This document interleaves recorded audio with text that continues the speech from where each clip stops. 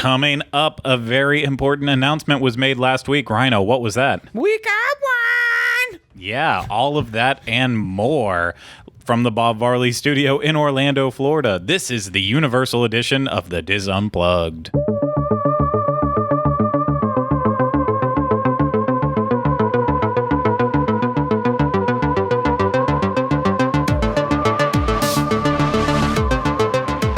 This is episode 227 of the Diz Unplugged Universal Edition.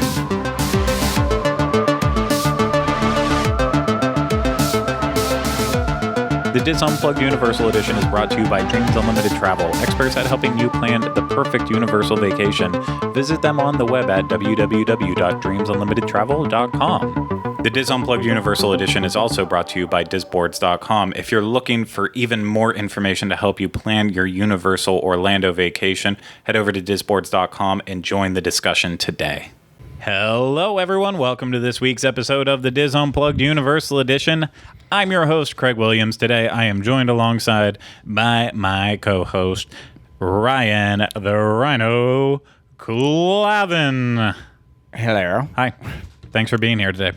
Hello. Yep. Thank you for having me. I was redoing my hello. Yeah, sorry. I'm not going to edit that, though. So we're going to leave the first take in. Please. And the second take. Please. Okay. Fantastic. Well, hey, everyone. Welcome to this week's episode. I was trying to do my impersonation of the new house that was announced, Medea. Yeah. Boo. Hello.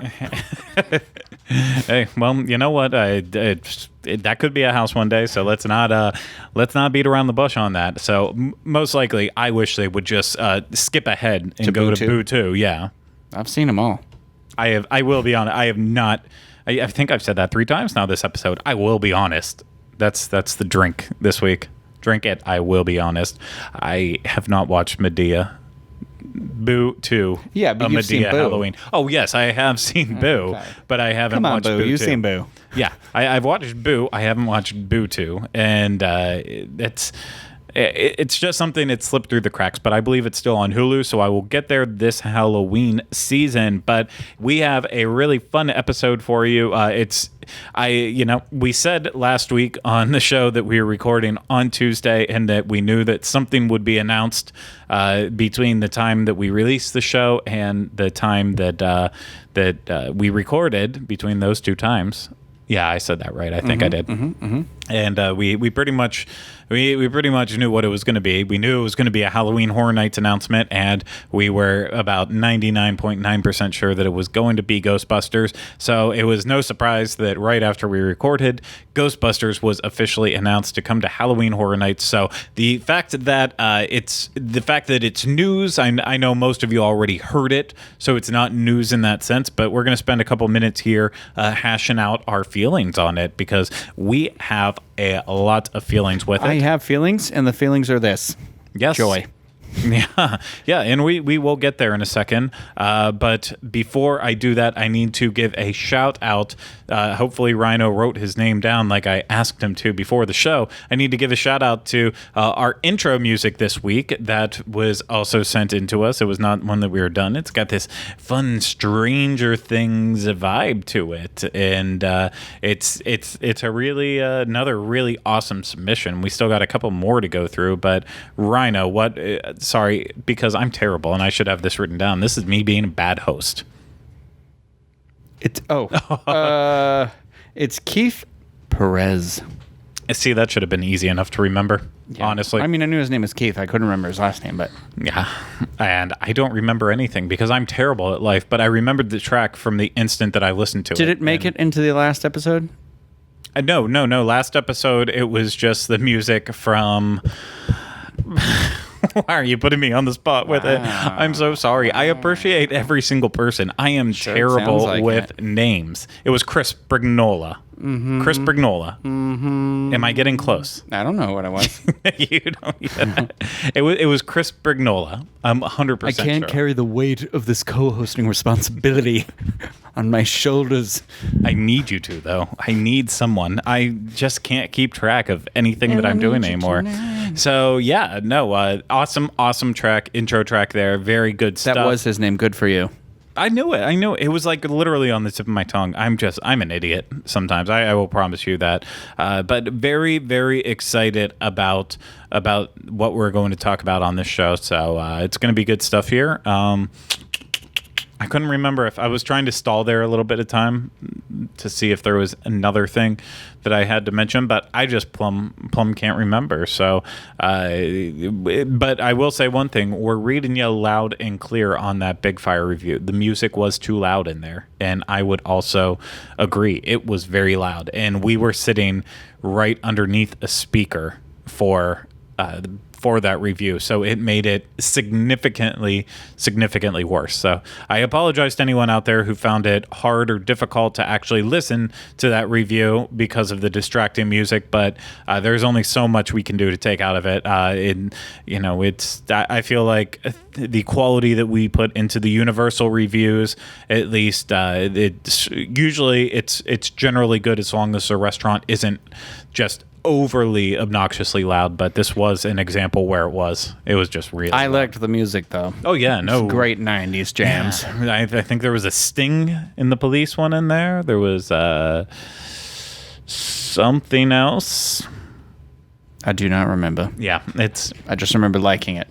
Yeah, the music, and you've already heard about how we feel about the restaurant. And if you don't remember, go back and watch last week. Anyways, let's move on from that, and let's talk about the big news in under the covers here. And that was the worst kept secret in Halloween Horror Nights history. I don't know if that's accurate to say. One of the worst kept secrets. It's been talked about and discussed for many a month now, and it has now come to light that Ghostbusters will in fact be coming to Halloween Horror Nights. And what better night to celebrate it?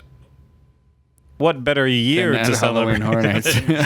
What better night to celebrate it than at Halloween Horror Nights? No, what better year to celebrate it than perhaps on the 35th anniversary of said Ghostbusters?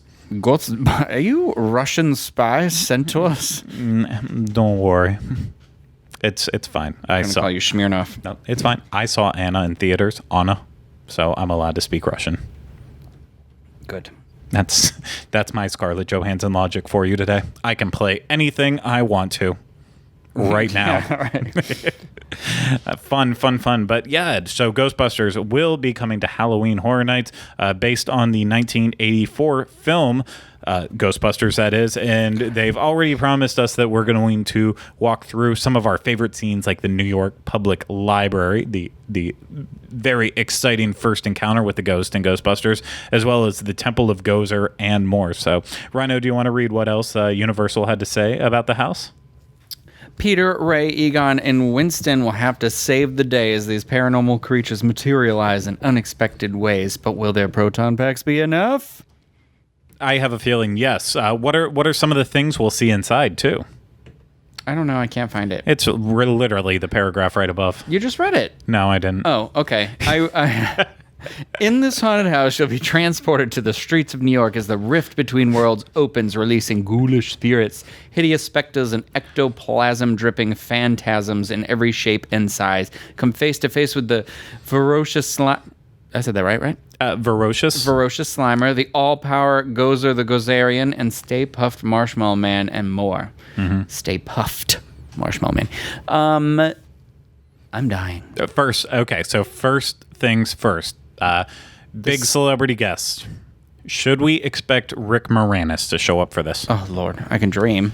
Oh, I basically am Rick Moranis. I mean, my hair's not fluffy right now, but hold on. In his head?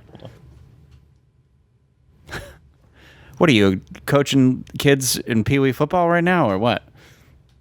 You a Moose and Brother Bear is what you look like? Or Come on, man. Dark helmet first. Oh, sorry, yeah. I'm not as familiar with Spaceballs as the rest. I've seen it, though. Let's not pretend like I didn't.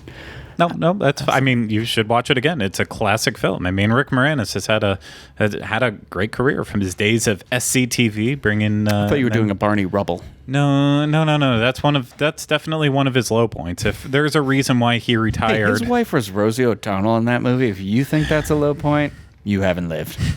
I do think it's a low point. He had such a Got great something to tell him career. about his wife.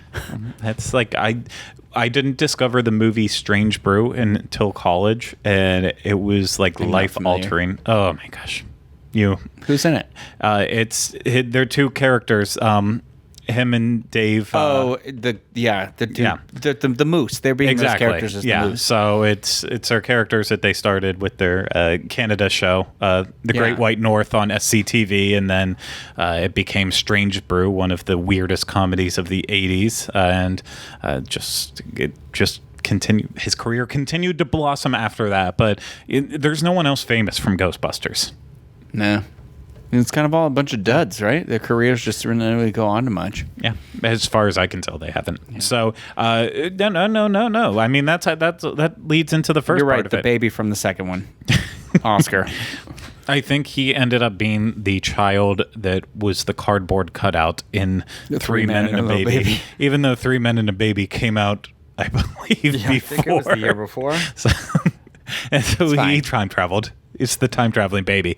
So they've already said Peter, Ray, Egon, and Winston will have to save the day. So that leads me to believe that there are going to be actors inside this house as them. I'm not gonna lie. They released a video teaser for this, and it doesn't really show anything. It's just like the announcement teaser, and I got like emotional. Like it's a nice little teaser, but like when they're outside of the house, and they don't even play the Ghostbusters theme song in it. Obviously, I'm assuming copyright issue, but I was like, when it shows them step up and they use the proton wand and everything. For anybody that knows me and knows I'm obsessed with Power Rangers, I have this huge tattoo on my arm. But Ghostbusters was my Power Rangers before Power Rangers existed, and so I was obsessed with Ghostbusters when I was a kid, and it was scary. But I'm wondering, from the sound of this doesn't feel like it's going to be like you're going through the movie. It just feels like we're going to be going like on an adventure with the Ghostbusters with familiar faces. Yeah, I mean, I feel like we're going to go through the movie. The question is, how loyal is it going to be to the movie? Is it going to be? It literally said it in the sentence you read. I apologize. It was the part where they were saying the rift opening in Worlds, but I guess that's when they open the containment field. That's what happened. So we're going through the movie, but that does bring up the question of how loyal is this going to be? Is it going to be an American Werewolf in London or Halloween level where we're like getting serious into it and really going along with every plot point? Will Dana be floating above the bed? I bet she will. Yeah, we'll. I'm the gatekeeper. I am the keymaster. I'm the keymaster. All right, we're gonna get you to bed. What does he say? Like, I love that movie. I loved the movie. I loved the cartoon show. And Colonel Flynn, or is it going to be more like a Shining or The Exorcist, where it takes inspirations from the movie and kind of sets them sideways? I feel like it's more likely to go the route of like a Poltergeist or an American Werewolf in London or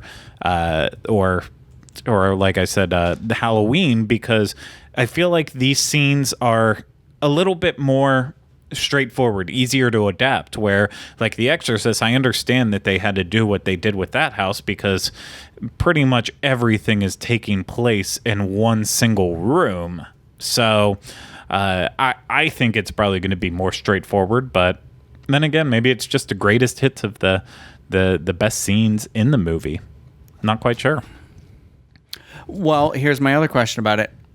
How are we going to see their proton packs go off?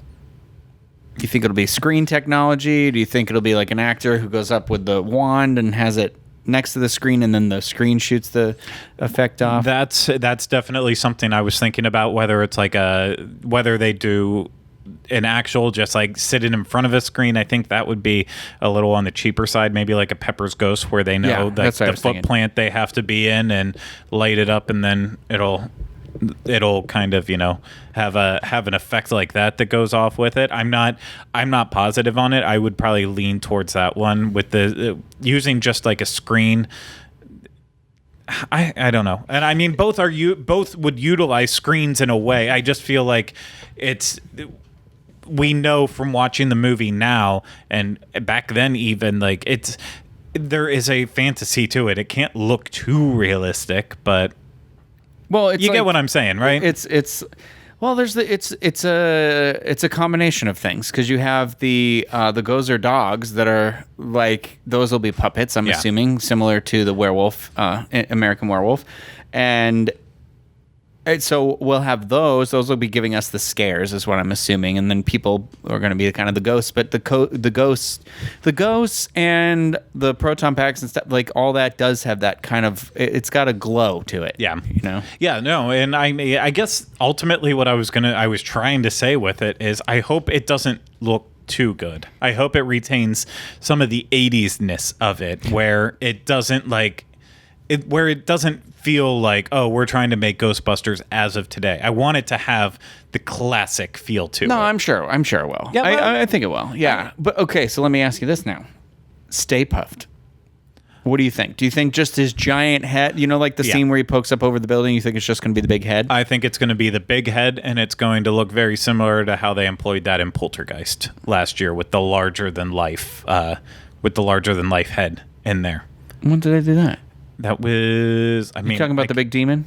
Yeah, where, he came up the hallway. There was the one giant head that literally would pop out at you. Yeah. So, I mean, I can't really say much more than that. It was a big giant head. If you don't remember the big giant head, then you didn't do two things. You didn't pay attention in Poltergeist, and you didn't really a lot. And you didn't really watch Third Rock from the Sun when you were growing up. Otherwise, you would know William the big Shatner giant head. Big giant head. I am familiar.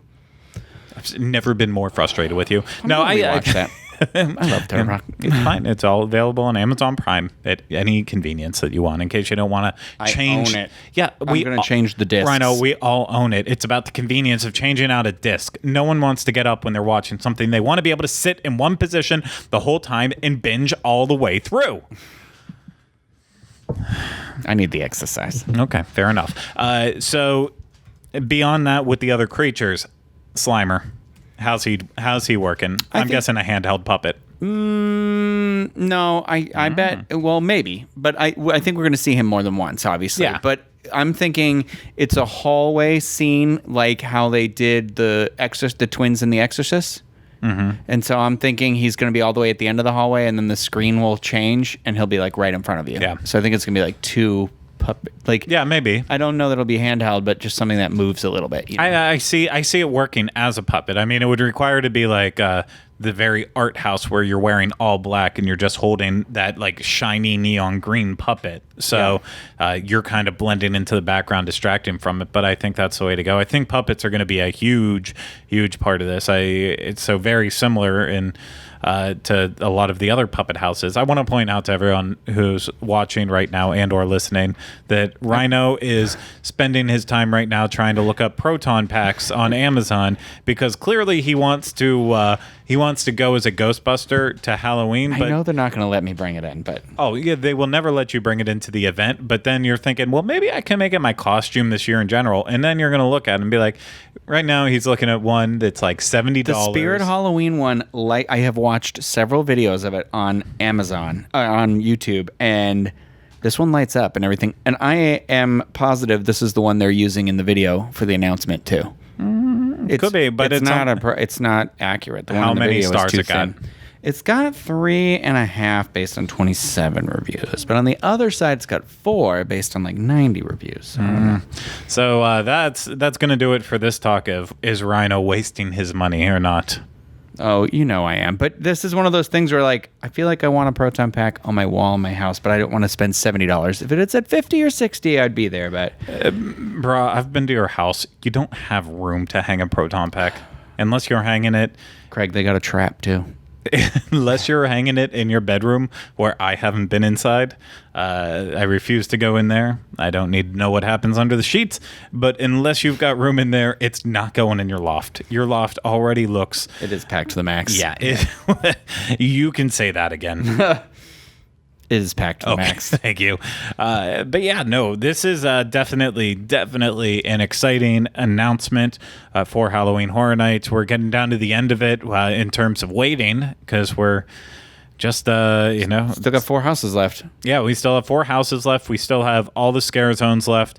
Still have the entertainment to be announced on there, and we're running out of time. We're quickly running out of time, but super excited about it. Cannot wait for some Ghostbusters. Any final thoughts there before we move on to our question? Okay, let me ask you this. Of everything that's in the movie Ghostbusters, what do you think we won't see? So you said you think we're going to see the 4 Ghostbusters. And obviously I think we better see Janine. I feel like I want to see Janine. She probably won't be in it. Maybe, who knows? I don't think so. But Louis Tully, you don't think? I think he'll be in it. Oh, I mean, he has to be in it. He plays a very important part in it. I mean, you'll see him before he's the dog. Yeah, but will you see Dana before she's the dog, or do you think we'll just see? Because she'll be. I think she'll be on the bed levitating. Yes, and I think him with the crazy eyes and the helmet. Yeah, with his shirt kind of ripped off, almost like Wolfman style, running around the streets. So what do you think that's in the movie that we won't see? Oh, that's tough because I mean, at the heart of Ghostbusters, it's a dramedy in a way that just happens to be centered around ghosts. So I think Ghostbusters still holds up to this year. To this year, it's a great movie. Ghostbusters still holds up even to this date. But as a kid, one of the things that I felt the pacing when I was a kid was a little bit on the slower side. So there's a lot more moments. It's also not a kid's movie at all. You realize that when you get older and you're like, what the heck was my parents letting me watch? Yeah. So for me, there's a lot of moments of exposition and almost too many moments of flirting between Bill Murray and Venkman and Dana. Yeah. Yeah. So, of course, played by Sigourney Weaver. I bet we're going to see the part where she's in the chair and all the dog hands are on top of her and they drag her into the kitchen. Yeah, it could be. Yeah. Could happen. It's like when you think back to it, there are a lot of really iconic scenes that they could use. I think I had read where some people were like, well, that's not a scary movie. And I'm like, but I can imagine that being a scary house. But also, I know Mike Aiello was saying that there's 3 things. It's Halloween Horror Nights. So they lean in sometimes to Halloween, sometimes into the horror, sometimes into the both or whatever. Yeah. And I was like, that's great for me because this is the sort of type of a house that would really bring me into an event. The same with Stranger Things, where it's just scary enough that I'm not like, oh, it's just blood and gore and screaming and whatever. Yeah, ultimately, the scares, even when they do a fun house, the scares typically in those come from that last second jump out. So even if you're like a first time, second time going through the house, even a third time for some people, the fact is that even if it's not scary elements themselves, they can still find those moments to just scare you at the right time. So to me, the fact that is the material it's based on, is that scary? Maybe not so much, but can they find ways to scare you on that? Yeah, absolutely they can. And I think it goes the opposite. I think you can take some things that are very scary in a sense and you can end up doing it not so well, and the house ends up being beautiful but not that scary. Kind of on the reverse side of things, I look back to 2013 when they did La Llorona. To me, the story, and I'm not talking about the movie is way later on that, but like the house, the house La Llorona, to me, that was a terrifying house. It was super scary. The old folklore that it's based on doesn't scare me in this day and age. The Edgar Allan Poe house that I also did years ago, and Edgar Allan Poe stories don't scare me. I'm sure they did back in the day when you were sitting reading all the stories by candlelight, and it was spooky. I'm sure it was scary. But nowadays, it's not scary when I'm reading them, but that was a scary house. So I just don't like that, where just because it's based on something that's not scary doesn't mean it can be. Mm-hmm. These people are experts at trying to scare the wits out of us, and I think they will accomplish it as much as they need to, but at the same time, it takes a genre, that horror sci-fi, and it's putting it on a pedestal, and more people learn to appreciate it. It's a love letter from the people who make Halloween Horror Nights, and then also it's a bit of fan servicing, but then they'll also deliver on scares. I think it also means we're going to have some wonderful treats, because there's going to be Twinkie-based treats and marshmallow-based treats, in addition to the Eggos from Stranger Things. That could be. And I hear that Ray Parker Lewis is going to be there every single night singing his jams. Just in a corner somewhere on the steps of New York. And Huey Lewis will be standing right beside him. So every $3 they give him, Huey Lewis will get $1. This house has to be located near where the old attraction was, right? In that area where the house is? They always have there's like 3 houses over there usually. Yeah, I looked at the speculation map that was out before that we've discussed. I forget where it's actually put in there. I don't have to. But I feel like it would be a shame if it wasn't. You didn't go past the firehouse when you went in there, because that still is there. All I will say about it is that it needs. It needs to be a big house, though. Yeah, I don't care where the house is. I only care that it is in a place that is. I'm imagining it's where Poltergeist was. And that was in that area. And that wouldn't be a bad location. I think in terms of popularity, will be on the same exact level as Poltergeist. Instantly by name, it's going to be more of a hit than Poltergeist was. Poltergeist, people knew and loved the movie, but I think it was then the word of mouth that spread around about how awesome that house was, that's the reason why the lines then were uncontrollable for the rest of the entire season on it. With Ghostbusters, it has the name up front even more than Poltergeist. Just my opinion. I guess if you were born a couple of years before me, maybe Poltergeist would have been a bigger thing to you than Ghostbusters. But for me, I didn't learn about Poltergeist until I was like 10, 11, but Ghostbusters I was probably watching similar to you, like when I was 5 years old, when it was super. I wrote a letter. There was a contest once at my local Max Movies in Carver, Massachusetts, and I wrote, you could go to the whatever and pick up a sheet, and you had to answer all the questions correctly, and then like bring it back, and I did, and they picked people based on that, and I won the VHS tape. And I dropped it and broke the thing off the film, but you could still get it in the VCR to play it. So you had to be very careful. Good God. The things you had to deal with before. I know. Discs. I know. It's all become so easier, except for standing up to change the disc. One day someone will develop. I got my digital copy and my hard copy of Ghostbusters, okay? Yeah, I don't. But that's the problem. See, you buy things way later. I buy them when they first come out. So when the first set of the Ghostbusters. Oh no, I have it. The green one. Nah. The 2-pack. It's the movie. It's the movie in the thing, and then I think it's got some episodes of the show. Not the whole show, but it's got something else in it. It's a documentary or something. That was the DVD, and then the Blu-ray. Oh yeah, I'm talking specifically Blu-ray, and this was before they were given. Only one of mine had a digital copy, not both of them. Sorry. Yeah, my Blu-ray did not have a digital. No, copy. I think I have that one that you have. Then. Yeah. Okay. Then we. Sorry. Got people. We got to the bottom of this. People. This is why you watch this show, not for actual good information to help you plan your Universal vacations. You watch it for this crap. That's what I actually just read a comment about. Literally right before we started recording, they said, "I don't care about Universal. I just watch it for you guys to go on your tangents."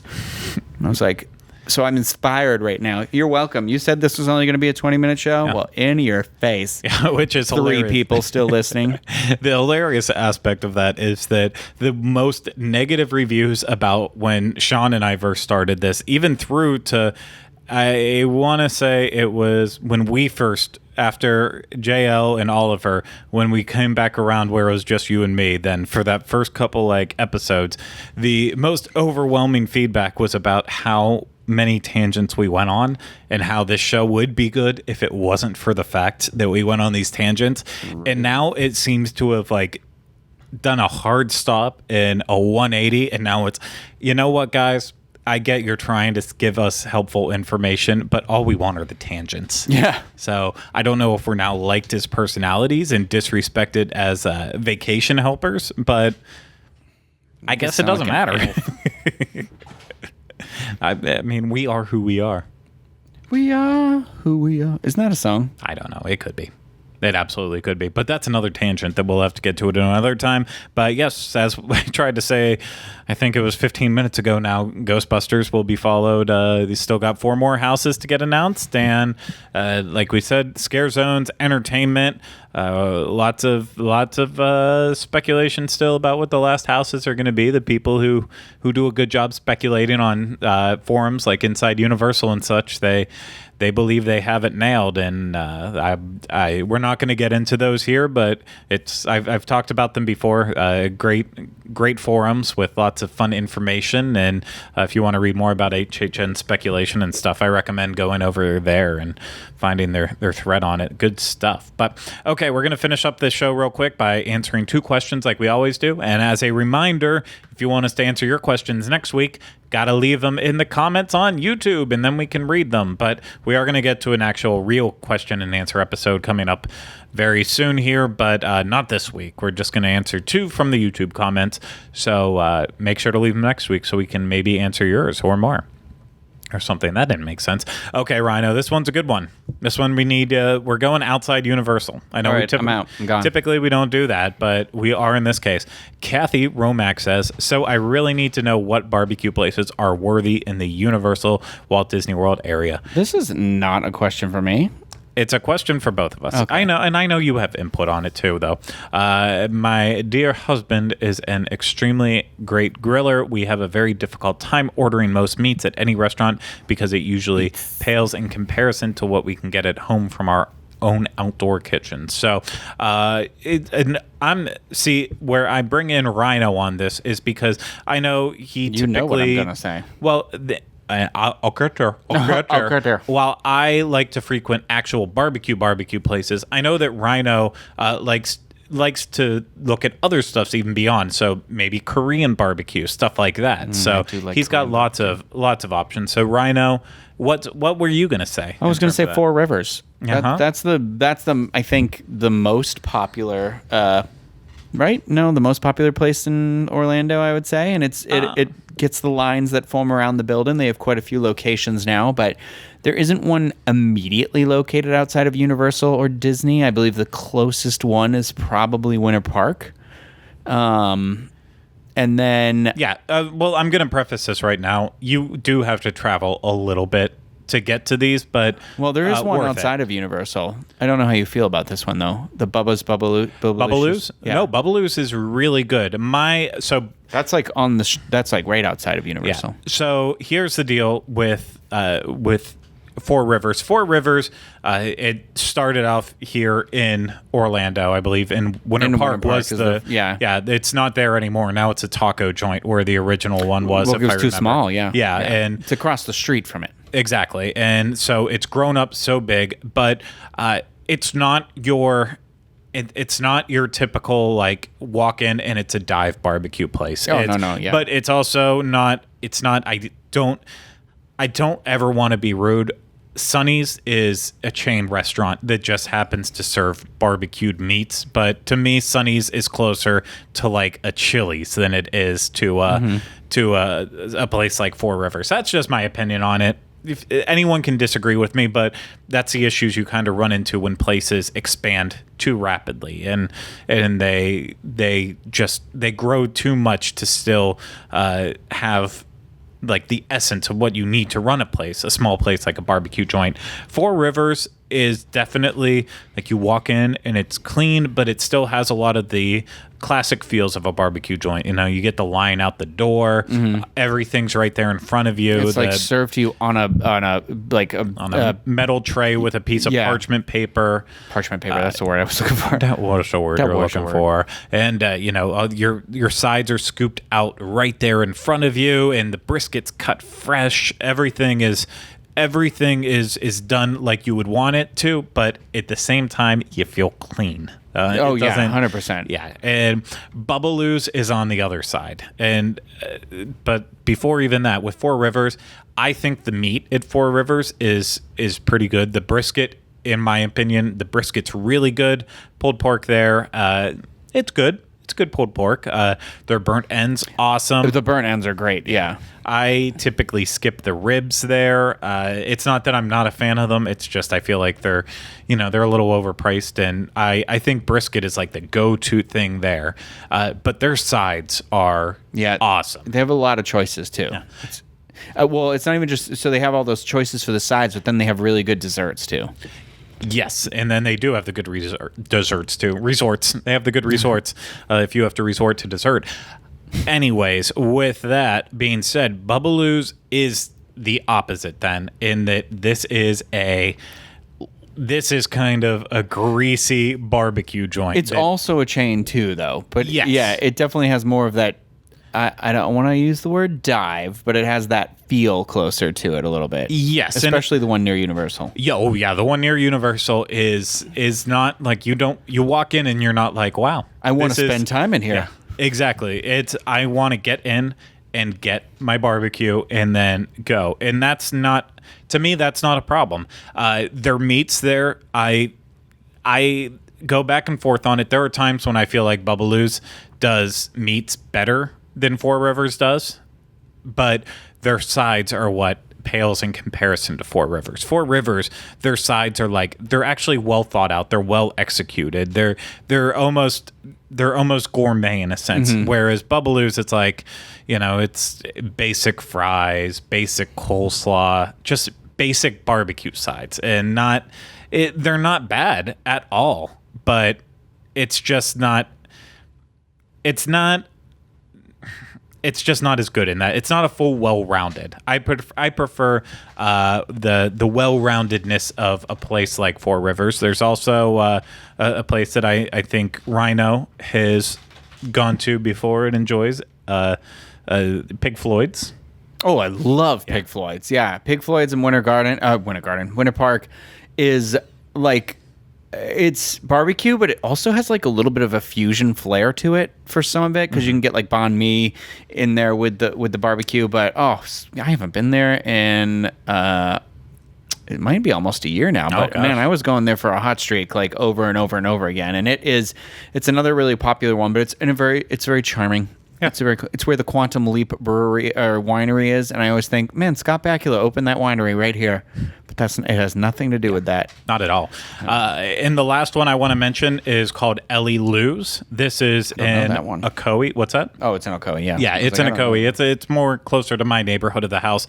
It's pretty accessible if you're coming from the northern part of Disney property as well as from Universal. It's a little bit of a drive, but not super bad. And Ocoee is not. It's not a hustling and bustling area. There's lots of stuff in Ocoee. It's like Winter Garden Village Light and Winter Garden Light in a way. It's right beside it. But there's still some great food spots. Ellie Lou's is kind of where I was talking about, like Bubbaloo's and Four Rivers. I would say it kind of falls somewhere in between this. It feels like a chain. It's nice and clean when you walk in. Barbecue's decent. It's nothing that's going to blow you away. Sides are pretty good as well too.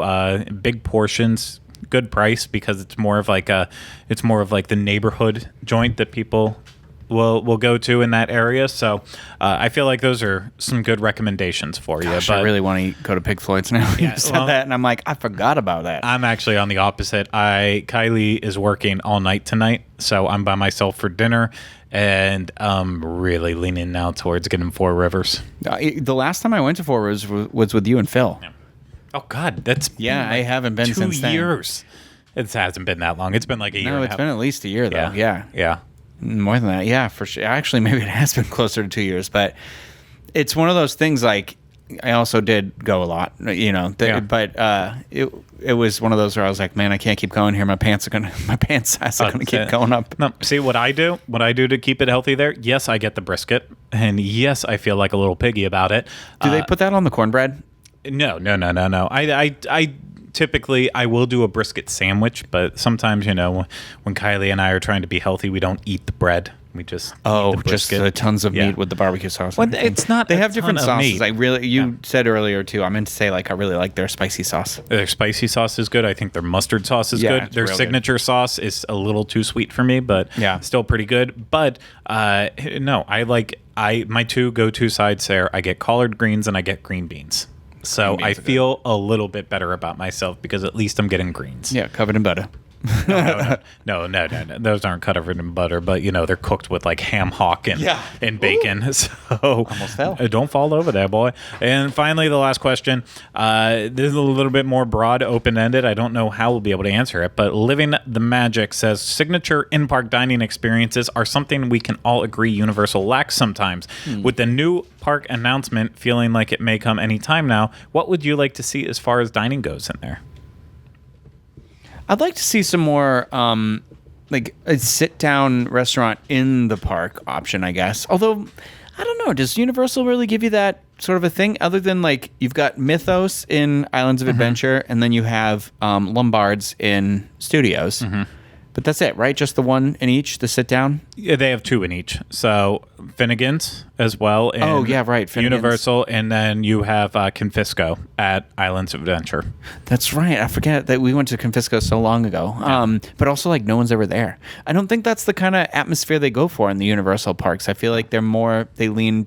That's what City Walk is for them, the dining and, mostly dining district at this point. But and until everything's announced, we don't know exactly what is all happening. Someone out there does, but if in terms of if they do have like a little mini City Walk over by the new park too with dining options, then I could say, okay, well, you don't need that much in-park sit-down dining. But if it's just the theme park over there and that's the only thing there, they're gonna need. I would like to see at least 3 sit-down restaurants. And here's one. I would love a sit-down Harry Potter themed restaurant. I think that we always say the quick service Harry Potter dining establishments are the best, are the better of the ones to go to, and I would think they could continue that into the sit-down. Yeah, and I would even like to see potentially if like the monster section that I hope and pray for comes, I would love to see the idea behind Classic Monsters Cafe brought to a bigger life over at the new park. I'm not saying that, maybe even go for a different vibe, because at Classic Monsters Cafe in Universal Studios Florida, it's very it's very well themed, but it's kitschy themed. It's as kitschy as the movies are. They tried to go with the more serious take on monsters with these reboots that have not gotten anywhere because thanks to Tom Cruise and The Mummy.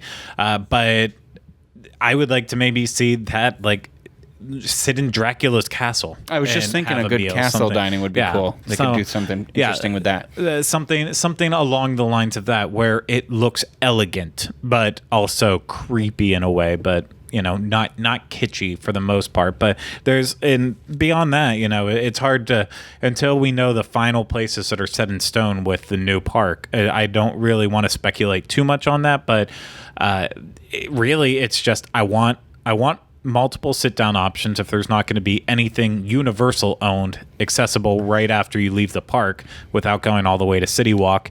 And I want to see all of the quick service restaurants just up their game when it comes to the actual food that they're serving there. It needs to be on not 3 broomsticks as much, but it needs to be on leaky cauldron level. Sure. It needs to be on the level of how they've done the food at all the quick service places that they revamped and added in, and everything they've done to City Walk. So that's all I want, really. I just want a serious look at the dining. I don't want stuff like Comic Strip Cafe and Circus McGurkus added in, or Cafe 4, just because it's what they've done before. I want them to think out of the box with every food offering that they have.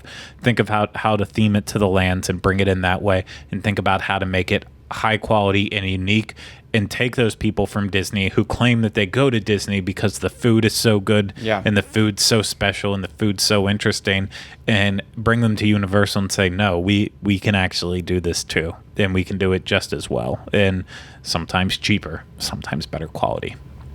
But those are the questions. Those were it. Can't believe we spent more time talking about barbecue places outside Universal instead of actual Universal itself. But that's how the cookie crumbles sometime. And we're not going to talk anymore because we're going to go.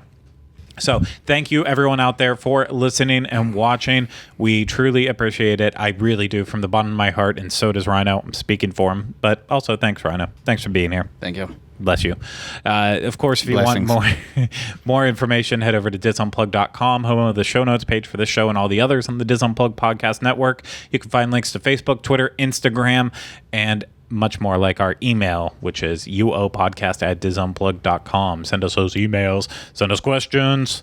Leave us questions in the comments. Hey, that's a good idea. If you're watching this on YouTube, go ahead, subscribe, hit that bell so you get notified when we have new videos. And then, of course, hit that thumbs up button and leave us comments for the show, as well as questions to answer next week. Or you can send them email, but that'll be for the email question show, not for the end of this show question answering thing. Anyways, and then if you're listening to this on iTunes, Stitcher, wherever you get your podcasts at, subscribe to us if at all possible. And if you can leave us comments on that, also do that as well too. Leave us that feedback. So thank you, everyone out there, for listening and watching. We hope you enjoyed it. We'll see you again next week with another episode of the Dis Unplugged Universal Edition. But until then, remember, we still haven't changed the name.